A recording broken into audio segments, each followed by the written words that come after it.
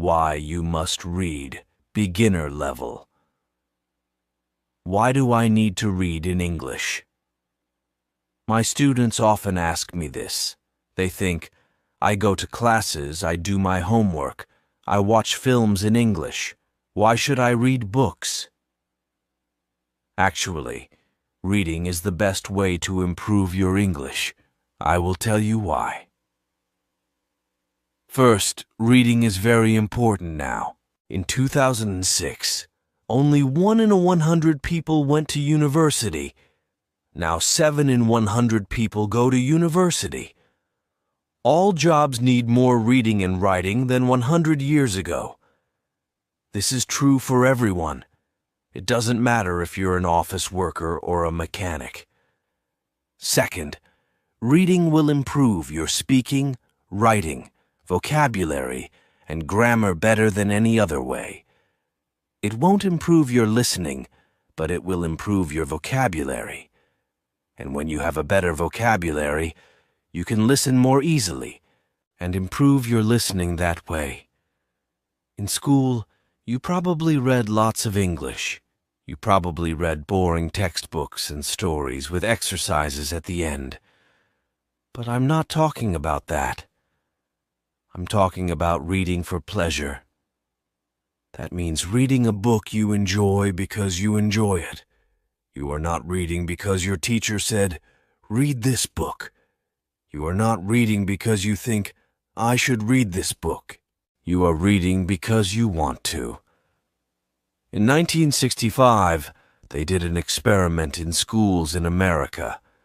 These schools were for boys who had done crimes. For example, some of them stole things. They gave some of the boys free books. They were fun books, like James Bond. They said, "You can do what you want. You don't have to read the books." But the boys did read the books. They read a lot of books. Some boys read a book every 2 days. After 2 years, they gave the students a test. The students who got the books got better at reading and writing, and they liked school more. The students who did not get the books did not get better at reading and writing. Actually, some of them got worse. This isn't just true for native speakers. They also did an experiment on students learning English in the Fiji Islands. They used 3 ways to teach. The first way was normal English teaching. They did grammar classes, exercises, and so on. The second way was reading in silence. The students read books in class. The third way was reading together. The teacher read books to the students. After 1 year, the 2 ways with reading were the best. They were much better than the students who did normal English classes. They did the experiment again in Singapore. There, the students who read in silence did very well. They did the best in grammar tests. Other students did grammar classes, but they did worse in grammar tests. In normal classes, we try to remember grammar and vocabulary. When we read, we learn them naturally. Maybe you're thinking, when I read in English, it's too hard. I have to use the dictionary all the time. It's boring. I can't do it. I understand, so I wrote this book. I think this book will make you like reading because the stories are easy and fun. The early stories are short and easy, and the later stories are longer and harder. When you finish the book, you will think, "Wow, I did it." I make a podcast called English Spoken Stories. 9 of the stories in this book I wrote for English Spoken Stories. One of the stories I wrote for this book. But when I made this book, I made the stories better. Now you can read the stories at beginner, pre-intermediate, intermediate, or advanced levels. The stories are all fairy tales. Some are very popular fairy tales, but some are not so popular. One of them I wrote myself. Maybe you're thinking, fairy tales? Fairy tales are for children. I need useful vocabulary. I need to learn about business and science. That can't be fun. Actually, the vocabulary in these stories will be useful. McQuillan did an experiment where he looked at vocabulary in 22 novels. 85% of the words were on academic word lists. These are lists of words that you need to know to study at university. Rolls and Rogers also did an experiment. They said, if students read 1 million words of science fiction, will they learn important science words for studying at university? The answer was yes. So yes, fairy tales are useful for you too. But I understand if you still don't believe me. When I learned about all this, I found it hard to believe too. But I like to try new things, and I love learning languages. So in 2017, I decided to do an experiment. I had wanted to learn Spanish for a long time, but I didn't learn much in normal classes. I said, I will read 1 million words in Spanish. Afterwards, I will see what my level is.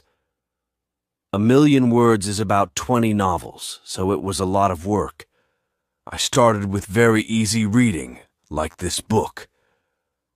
Then I started reading translations of books that I knew in English. For example, I have read Harry Potter and Game of Thrones in English, so I read them in Spanish too. Finally, I read new books in Spanish. I read Latin American authors, that means writers, such as Isabel Allende, Luis Jorge Borges, and Manuel Puig. I love them. I also listened to podcasts, but I always read the transcripts and added the words to my goal. After I finished reading 1 million words, I wrote and talked to native speakers. I was at an intermediate level. I could understand almost everything I read. I could understand people when they spoke clearly, and I could have conversations. And I had spent most my time reading, not speaking. In 1 year, I learned more than most students learn in 5 years. I didn't try to remember grammar and vocabulary. I learned them naturally. Maybe you're thinking, I don't believe this. Or maybe you're thinking, wow, I'm going to read for hours every day. But I have to say something very important. You must read books that are easy. You must read books that are fun.